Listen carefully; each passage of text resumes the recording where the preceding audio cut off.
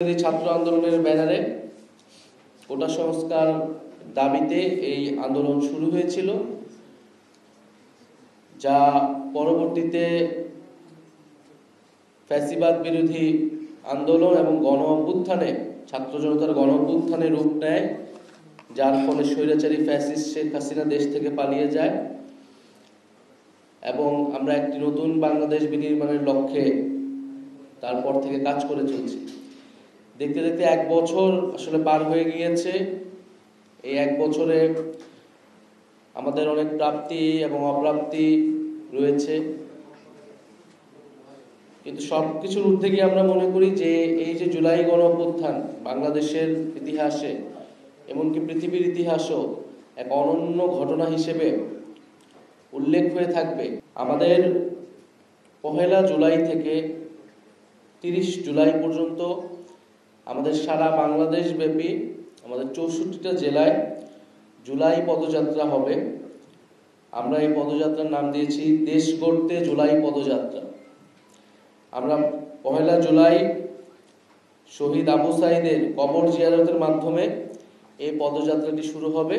এটি ক্রমান্বয়ে বাংলাদেশের 64টি জেলা প্রদক্ষিণ করবে। আমরা 64টি জেলায় যাব, আমরা শহীদ পরিবারদের কাছে যাব, শহীদের কবর জিয়ারত করব, আহত যোদ্ধাদের সাথে কথা বলবো এবং অভ্যুত্থানকারী এবং বাংলাদেশের সাধারণ ছাত্র জনতা যারা রয়েছেন তাদের সাথে কথা বলবো। তাদের যে আকাঙ্ক্ষা ছিল জুলাই নিয়ে, সেই আকাঙ্ক্ষার কথা আমরা শুনবো।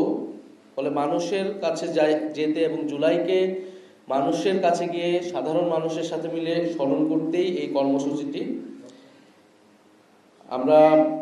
আমি আবারও বলছি, আমরা 1 জুলাই থেকে 30 জুলাই পর্যন্ত জাতীয় নাগরিক পার্টি এবং আমাদের অভ্যুত্থানের যে নেতৃবৃন্দ সকলেই একসাথে এই পদযাত্রাটি শুরু করবে এবং সারা দেশ প্রদক্ষিণ করে ঢাকায় ফিরবে।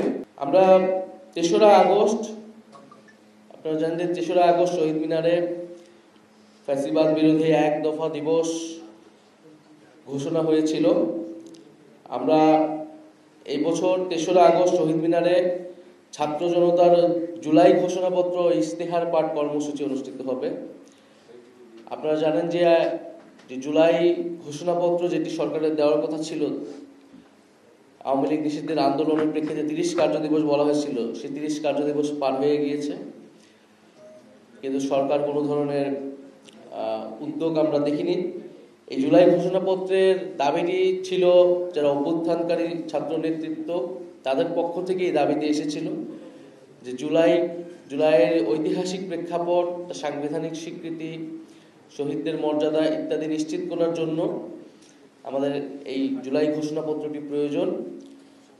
ফলে সরকার যেহেতু এটা তখন বলেছিল সকলের সাথে আলোচনা করে ঐক্যমত্যের মাধ্যমে এটি দিবেন, পরে আওয়ামী লীগ নিষিদ্ধের আন্দোলনের সময় এটি পুনরায় সরকারের প্রতিশ্রুতি দেয়, সেই প্রতিশ্রুতি সরকার রক্ষা করতে পারেনি।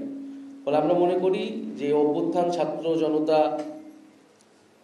করেছেন এবং এই ঘোষণাপত্র আমরা ছাত্র জনতাকে সাথে নিয়ে তাই 3রা আগস্ট এই ছাত্র জনতার জুলাই ঘোষণাপত্র এবং ইশতেহার কর্মসূচি রাখছি। সারা বাংলাদেশের মানুষের আকাঙ্ক্ষা, তাদের প্রত্যাশা শুনে তাদেরকে সাথে নিয়ে আমরা 3রা আগস্ট শহীদ মিনারে ছাত্র জনতার জুলাই ঘোষণাপত্র এবং ইশতেহার পাঠ করব এবং 5ই আগস্ট আমরা ছাত্র জনতার মুক্তি দিবস উদযাপন করব। 5ই আগস্ট আমরা জানি যে শেখ হাসিনা পলায়নের মাধ্যমে এই গণ অভ্যুত্থান